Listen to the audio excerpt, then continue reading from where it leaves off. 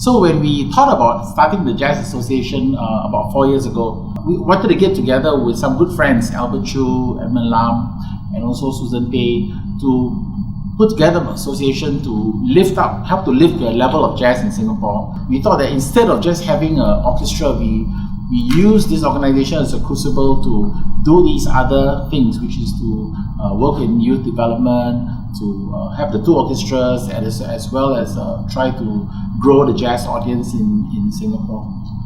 So I think to make Singapore a global city of jazz is a two-pronged approach. One is to make sure that when people from overseas visit Singapore, that they will be able to see world-class jazz and enjoy good jazz presentations. At the same time, we want to bring Singapore jazz to the world. So the Jazz Association Singapore Orchestra has actually gone to play in North America, in China, as well as in the United Kingdom. My experience as a manager and a singer for JASSO in our very first overseas trip was when we had to go to Shanghai, China for the JASS Shanghai Jazz Festival.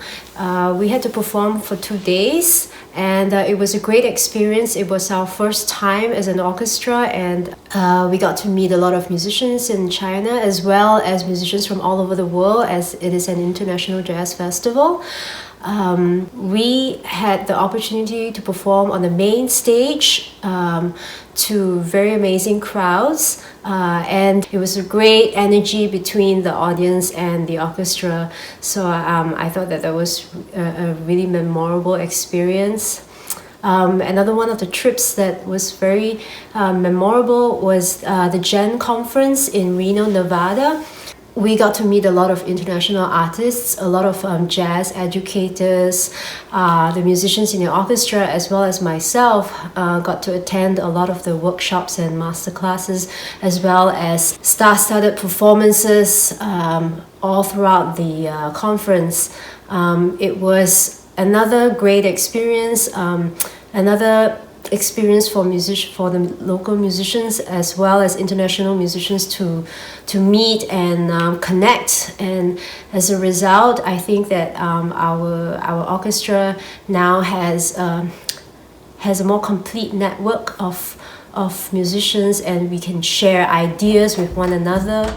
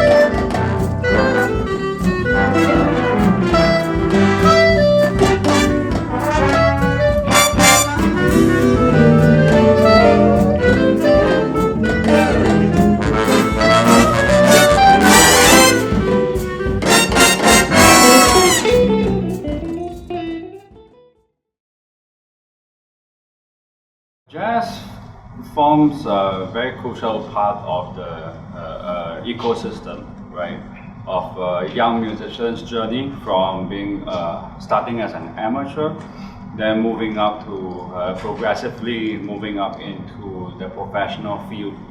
So under the Jazz Youth Orchestra, otherwise known as JASSO, right, we do have a series of programs that help to encourage and to train these aspiring young musicians, right, to hone their craft and their skills and get better at it.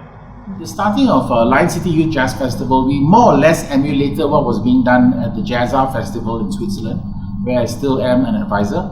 And basically, the whole idea of bandstand learning is what they are about.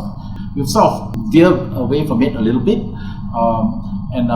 Right now, we are really enjoying having the experience of these great mentors coming to not only rehearse and working towards a concert, but also to do workshops for the public as well, besides the musicians. Lion City Youth Jazz Festival is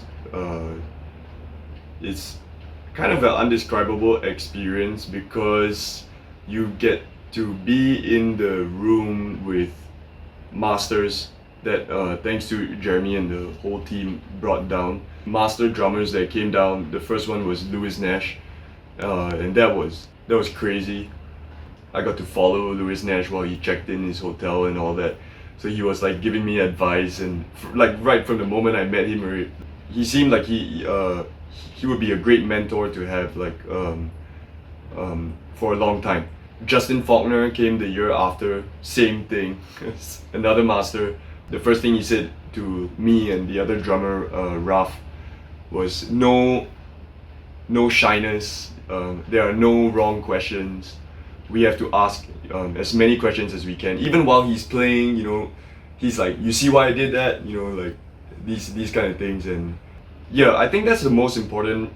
The biggest benefit is that you're there hearing the masters themselves talk about the music as the music is being played.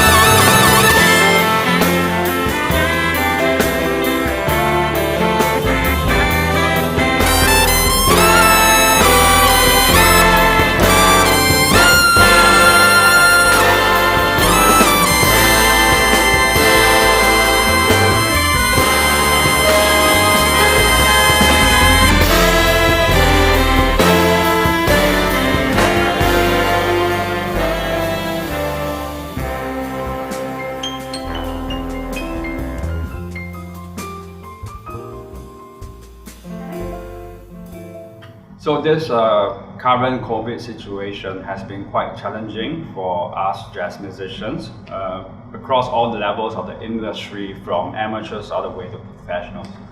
So at JASS, we have performed quite a number of live streams, right? In the hope to connect everybody together despite the current situation. I started streaming from home and also with the support of the jazz, my jazz colleagues to reach out to the public to do firstly a sort of magazine style program, and where there was some talk, some music, and also on Thursday nights we actually used to play a piano bar show where it's almost like having people come into my piano bar, and I would play for them and sing for them and give them the experience of listening to live music, even though it's streamed. And I think that's been very important for us. We went on to do some bigger presentations. For example, during the International Jazz Day, we broadcast to a global audience, which included people who watched the International Jazz Day Facebook video, and as well as the Straits Times, for example, who actually helped us also to proliferate our live stream so that it will be seen by a larger audience. And we got more than 100,000 views from all over the world. So I think that's very important that we are doing that as well, reaching out to people. Singapore, oh Singapore, sunny island set in the sea. Singapore, oh Singapore, pretty flowers bloom for you and me. Come along, join the song in merry singing. Blend our voices, join in the chorus. Singapore, oh Singapore, pretty flowers bloom for you and me.